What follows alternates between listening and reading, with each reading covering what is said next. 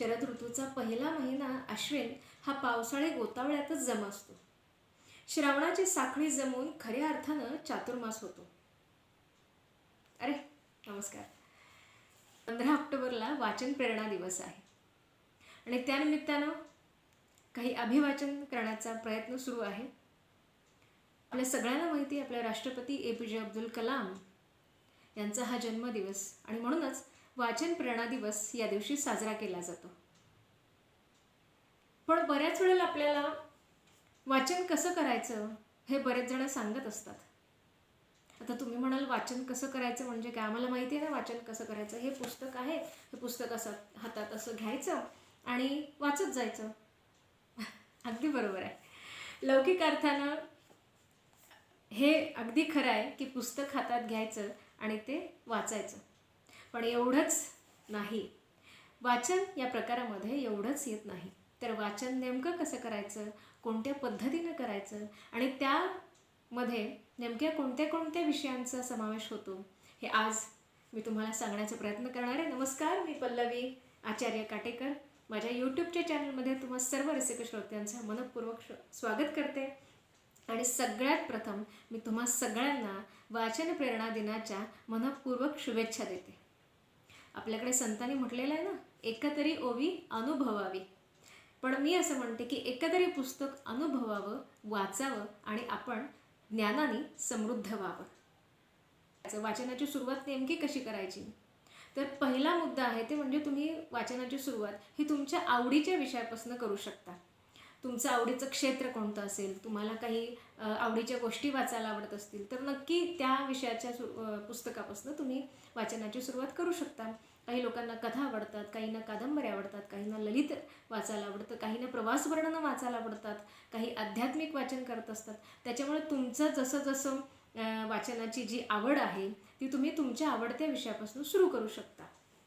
आणि अशी वाचनाची सुरुवात केल्यानंतर काही काळ गेल्यानंतर तुम्ही नावडते विषयसुद्धा वाचू शकता. बऱ्याच वेळेला असं होतं की आपण आजारी असतो आणि मग आपल्याला काही औषध दिलं जातं, पण ते इतकं कडू असतं ना की आपल्याला ते आवडत नाही. पण आपल्या शरीरासाठी, आपल्या प्रकृतीसाठी ते खूप आवश्यक असतं. तसंच वाचनाचं सुद्धा आहे. बऱ्याच वेळेला आपण आवडीची पुस्तकं वाचत असतोच, पण काही वेळेला एखादा विषय आपल्याला जरी आवडत नसला तरीसुद्धा त्यातलं ज्ञान घेण्यासाठी आपण वाचन केलं पाहिजे. जसं की माझा एक मित्र आहे, लॉकडाऊनमध्ये म्हणजे खरं तर त्याला तो टेक्निकल साईट्स आहे, त्याच्यामुळं अनेक वेळेला तो जी तांत्रिक पद्धतीची AI जे आहे त्याची पुस्तकं वाचत असतो किंवा आणखीन वेगवेगळ्या त्याच्या क्षेत्राशी संबंधित पुस्तकं वाचत असतो. पण त्याला कुकिंगची पुस्तकं वाचण्याची कधीच आवड नव्हती. पण घरामध्ये त्याच्या बायकोनी कुकिंगच्या संदर्भातली काही पुस्तकं आणलेली होती आणि एकदा त्यानं ते सहज चाळता चाळता म्हणून वाचायला घेतलं. त्याला ते इंटरेस्ट निर्माण झाला आणि तो आता खूप वेगवेगळे पदार्थ तयार करून इतरांना खायला घालतो आणि स्वतःसुद्धा छान मस्त एन्जॉय करतो. त्याच्यामुळं मला असं वाटतं की एखादा विषय जरी तुम्हाला आवडत नसला तरीसुद्धा त्यातलं ज्ञान घेण्यासाठी म्हणून, निदान माहिती म्हणून सुद्धा तुम्ही एखादं पुस्तक वाचू शकता. बऱ्याच वेळेला आपण इतकी पुस्तकं वाचत असतो की आपल्याला एखाद्याने जर विचारलं, काय हो तुम्ही इतकं वाचत असता तर सांगा मला अमुक अमुक या विषयाच्या संदर्भातलं एखादं कुणाचं चांगलं पुस्तक आहे ते मला वाचायचं आहे.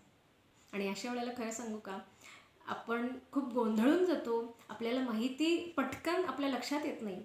आणि मग त्याच्यासाठी काय करायचं, तर त्याच्यासाठी तुम्ही जे काही पुस्तकं वाचत असता त्या पुस्तकाचं नाव, त्या लेखकाचं नाव, त्या पुस्तकाच्या विषयाचं नाव अशा संदर्भातली एखादी डायरी मेंटेन करू शकता. आणि त्या डायरीमध्ये तुम्ही केवळ याच गोष्टी नमूद करू शकताच, पण त्याच्यासोबतच त्या पुस्तकामध्ये जे काही त्या लेखकाने विचार मांडलेले असतील, एखादं चांगलं वाक्य असेल किंवा चांगले विचार असतील, काही प्रसंग असतील, ते सुद्धा तुम्ही डायरीमध्ये लिहून काढू शकता. आणि त्याच्यासाठी एखादी डायरी तुम्ही मेंटेन केली पाहिजे. कारण अशा पद्धतीनं वाचन जे मी करते ते त्या पद्धतीने मी तुम्हाला सांगते आहे. आता ही डायरी आहे, ती मी डायरी मेंटेन केलेली आहे. मला ही खूप आधीपासून सवय आहे की मी जे काही पुस्तकं वाचते ते पुस्तकातले जे काही मुद्दे आहेत, मला जे आवडतात किंवा मला जे पटतात, ते पुस्तकातले मुद्दे जे आहेत किंवा त्यातले प्रसंग जे आहेत ते मी डायरीमध्ये लिहिण्याचा प्रयत्न करत असते. आणि त्याच्यामुळं होतं काय की ज्यावेळेला मी बाहेर व्याख्यानासाठी जात असते, ज्यावेळेला काही सूत्रसंचालनाचे कार्यक्रम माझ्याकडे येत असतात, त्यावेळेला मला या डायरीचा खूप उपयोग होतो. त्या पुस्तकातल्या वाचलेल्या प्रसंगांचा, त्यातल्या विचारांचा त्या ठिकाणी मला ते वापरता येतात आणि त्याच्यामुळं अशा पद्धतीनं वाचन मी करत असते की जे पुस्तक वाचले त्या पुस्तकाचं नाव, लेखकाचं नाव, विषयाचं नाव तर असतंच, पण त्याच्यासोबतच त्या पुस्तकामध्ये जे काही विचार असतात, काही ओळी असतात, काही खूप सुंदर सुंदर असे वाक्य लिहिलेले असतात आणि त्यामुळं अशा वाक्यांचा आपल्याला अनेक ठिकाणी उपयोग होत असतो. आता टेक्निकल क्षेत्रातल्या लोकांना सुद्धा प्रेझेंटेशन हा एक महत्त्वाचा मुद्दा असतो. हे प्रेझेंटेशन करत असताना सुद्धा तुम्ही काही जी वाक्य आहेत ती तुम्ही वापरू शकता.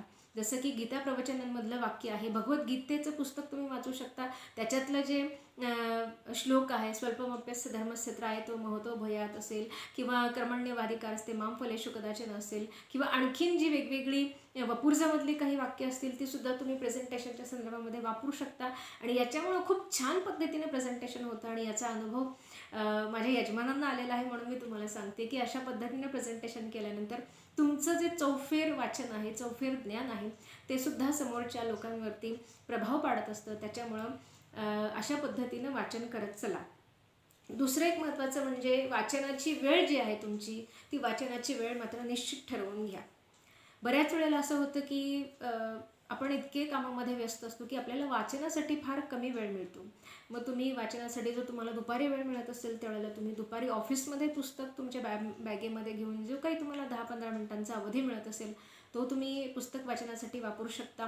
संध्याकाळी झोपण्याच्या आधी 10 मिनटं असेल, 15 मिनटं असेल किंवा अर्धा तास तरी असेल, जो तुम्हाला तुमचा जो मी टाईम आहे तो मिळतो, त्या मी टाईममध्ये सुद्धा तुम्ही तुमचं पुस्तक जे आहे ते वाचू शकता.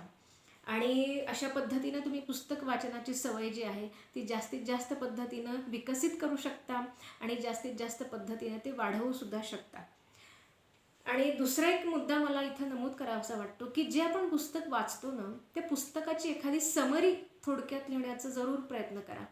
म्हणजे बऱ्याच वेळेला असं होतं की आपण पुस्तकं वाचत जातो, आपल्याला त्यातले काही विचार पटतात, काही विचार पटत नाहीत, पण आपण ते लिहून काढण्याचा, ते लिहिण्याचा आपण फार कंटाळा करतो. तर मला असं वाटतं की तो कंटाळा न करता आपण जर त्या पुस्तकाची थोडीशी समरी लिहून काढली तर आपल्याला सुद्धा ती समरी वाचत असताना, तो सारांश वाचत असताना, अरे या लेखकाला नेमकं हे म्हणायचं काय आहे हे सुद्धा आपल्याला त्यातून कळेल. आणि दुसरी गोष्ट म्हणजे एखाद्याला जर ते पुस्तक वाचायचं असेल तर नेमकं ते पुस्तकामध्ये काय आहे बरं, हे तुम्ही त्याला सारांश रूपाने ज्यावेळेला लिहिलेलं दाखवाल त्यावेळेला त्याला सुद्धा आनंद होईल आणि त्याला सुद्धा त्यातले विचार जे आहेत, अरे या पुस्तकामध्ये हे आहे, त्यामुळे एकतर ते पुस्तक त्याला वाचनाची खूप गोडी लागेल आणि ते पुस्तक वाचण्याची त्याची उत्सुकता जी आहे ती जास्तीत जास्त वाढेल. त्याच्यामुळं हा सुद्धा एक खूप चांगला परिणाम होऊ शकतो की आपण समराईज केलेलं असेल किंवा आपण एक सारांश रूपानं ते पुस्तकाची जी मांडणी किंवा पुस्तकातले विचार जे सारांश रूपानं लिहून काढतो त्याचा इतरांना सुद्धा उपयोग वाचनासाठी होऊ शकतो. बऱ्याच वेळेला आपण बघत असतो की वर्तमानपत्रांमध्ये पुस्तकाच्या संदर्भामध्ये काही लिहिलं जातं, ते पुस्तक का वाचावं याच्या संदर्भामध्ये सुद्धा काही लेखक लिहित असतात, काही वाचक लिहित असतात. आणि मला असं वाटतं हाच जो प्रकार आहे तो सारांश आपण ज्याला म्हणतो की पुस्तकाचं जे परिचय आहे तो त्या सारांश रूपानं दिला जातो. त्याच्यामुळे अशा पद्धतीनं पुस्तकाचा एखादा परिचय जर तुम्हाला सारांश रूपानं लिहून काढता आला तुम्ही जे वाचलेल्या पुस्तकाचा, तर जरूर लिहा. जरी ते पुस्तक तुम्हाला नाही आवडलं तरीसुद्धा ते का नाही आवडलं, त्यातल्या काही गोष्टी तुम्हाला खटकल्या असतील त्यासुद्धा तुम्ही लिहायला विसरू नका. आता पुस्तक वाचनाचे खूप अनेक प्रकार सांगितले जातात, पण रूढ अर्थानं जे 3 प्रकार आहेत ते म्हणजे स्थूल वाचन, दुसरं म्हणजे अभिवाचन आणि तिसरं म्हणजे अवांतर वाचन. आता स्थूल वाचन म्हणजे काय, तर स्थूल वाचन म्हणजे अनेक वाचक मंडळी असतात जी पुस्तकं जी आहेत ती पुस्तकाचा जो परिचय आहे किंवा पुस्तक वाचताना सारांश जो आहे पुस्तकाचा, तो लेखकाचं मनोगत काय आहे, लेखकानं त्या पुस्तकाचा जो दिलेला परिचय आहे तेच फक्त वाचतात आणि त्यांना तो विषय पटकन कळतो, याला म्हणायचं स्थूल वाचन. दुसरं वाचन जे आहे ते म्हणजे अभिवाचन. आपल्या सगळ्यांना माहिती आहे बऱ्याच ठिकाणी बऱ्याच पुस्तकांचं, लेखांचं अभिवाचन होत असतं. अभिवाचन म्हणजे काय, तर अभि म्हणजे अभिनय आणि वाचन म्हणजे वाचन. जे वाचन अभिनयाचा वापर करून केलं जातं त्याला अभिवाचन असं म्हटलं जातं.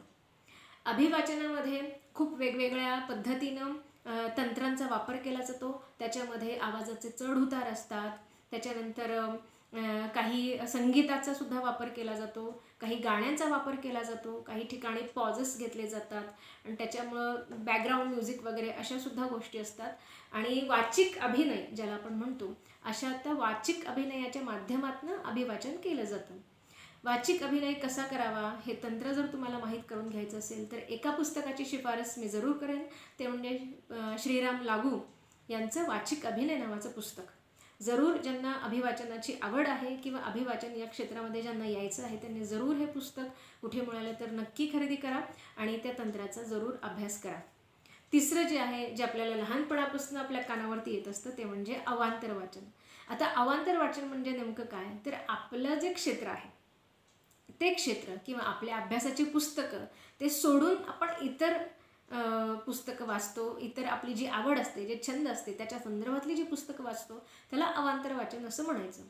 म्हणजे जसं की काही लोक असतात जे इंजिनियर असतात, काही डॉक्टर्स असतात किंवा काही वेगवेगळ्या क्षेत्रामध्ये असतात, ते त्यांचं क्षेत्रातले जे अभ्यासाचे विषय आहे ते सोडून इतर विषय वाचतात, जेणेकरून जसं की कादंबरी आहे, कथा आहेत किंवा सांगीतिक क्षेत्रामध्ये काही लोक असतील तर ते सुद्धा काही टेक्निकल पुस्तकं आहेत ती वाचत असतात. त्याच्यामुळं अशा पद्धतीनं आपला जो क्षेत्र आहे, आपली आवड आहे किंवा आपला जो विषय आहे, अभ्यासाचं क्षेत्र आहे, ते सोडून इतर वाचन केलं जातं, त्याला अवांतर वाचन असं म्हटलं जातं.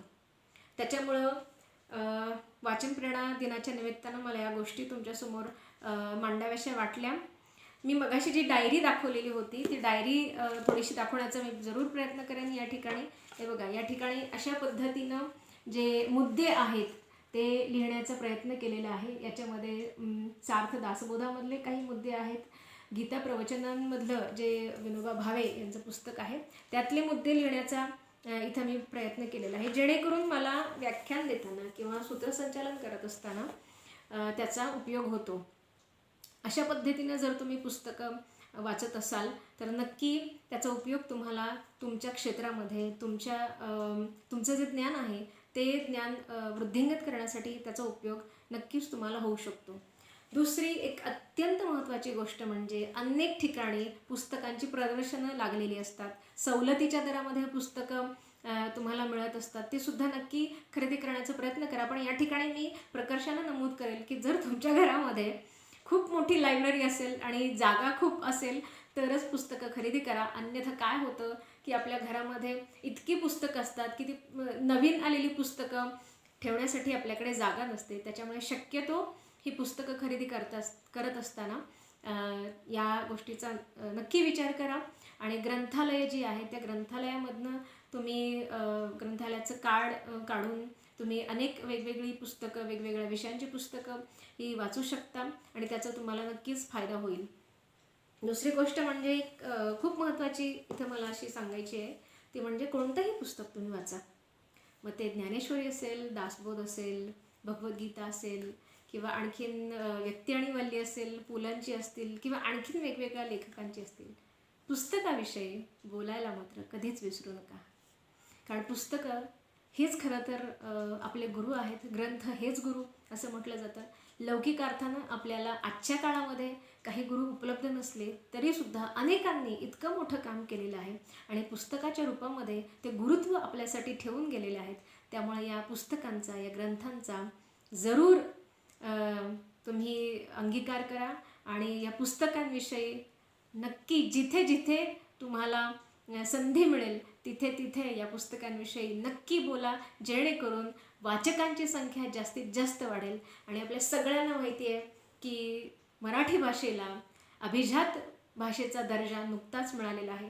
त्याच्यामुळं इतर पुस्तकं, इतर भाषांमधली पुस्तकं तुम्ही वाचत असता, आत्ता या क्षणापासून मराठीतली पुस्तकं नक्की जर तुम्ही वाचत नसाल तर ती वाचण्याचा जरूर प्रयत्न करा. जास्तीत जास्त मराठीची पुस्तकं वाचा.